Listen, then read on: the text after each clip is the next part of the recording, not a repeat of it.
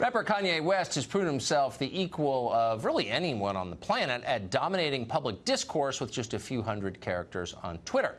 2 weeks ago, he tweeted this, quote, "You don't have to agree with Trump, but the mob can't make me not love him. We are both dragon energy. He is my brother. I love everyone. I don't agree with everything anyone does. That's what makes us individuals, and we have the right to independent thought." Well, that was a bomb that went off, and he's been under attack ever since. What does it mean? Take 3 steps back. The Kanye interlude. Can we learn something from it?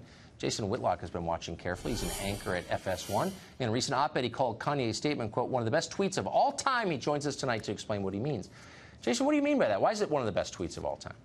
Well, I think what Kanye is trying to do is open Black America's mind to the fact that perhaps we've chosen a bad strategy by swallowing all of the Democratic Party and liberalism whole.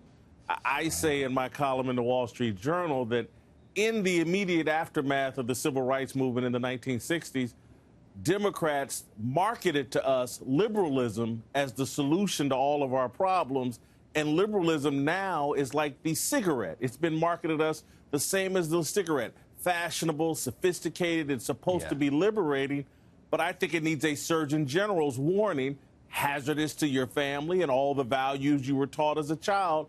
I think us as African Americans, we have to examine, why are we the only ethnic group that has gone in wholly with one political party?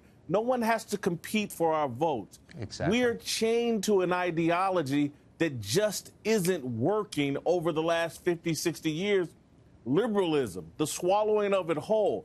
Our families have been destroyed. Our children lost and confused. Our Black men incarcerated and emasculated, and we've moved away from the traditional values that have always defined us. I think we've made a mistake. Well, the thing about politics is if you give your vote away for free, you don't get anything in return. And so maybe the hysterical reaction to the Kanye West tweet is the reaction of a party that knows that once people figure that out, like, it's got a major problem on its hands. So you need to tamp down any independent thought immediately, or else it could get out of control. And it's being tamped down as viciously as anything I've ever seen. When they call in the great writer, Ta-Nehisi Coates, basically, I call him the overseer of Black thought. He's there to keep everyone in line with the groupthink that the only solution is liberalism for Black America's problems. If that were the case, our problems would be being solved much faster, because 95% of us are afraid to even admit that we have conservative values, and we've moved away from our church upbringing. We've been the most religious people in America for years, hundreds of years, and we're moving more secular. We're moving away from the church.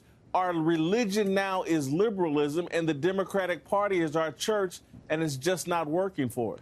So if Kanye West, who's like not just one of the most popular Black Americans, but one of the most popular Americans just across the board, if he doesn't stand a chance of just raising this question, because it's a totally valid question, then who does?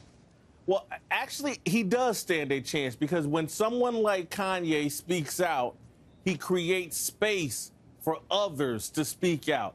Because anybody that has said, and you got to, Tucker, I'm a non-voter. I don't really like politics much at all. I can see why. But if you just say, you know what, I think Trump has a good idea here, you get kicked out of the Black race. Kanye's saying, I don't agree with everything Trump believes in. Kanye, disagrees with Trump and the Republican Party and conservatives on a lot of issues, but he's not willing to cast someone out of the human race just because he disagrees with them. If I cast everybody out that I disagreed with, I would have no one. I agree. I know that feeling so well. Jason Whitlock, it is great to see you, as always. Thank you for doing that. Thank you, Duggar.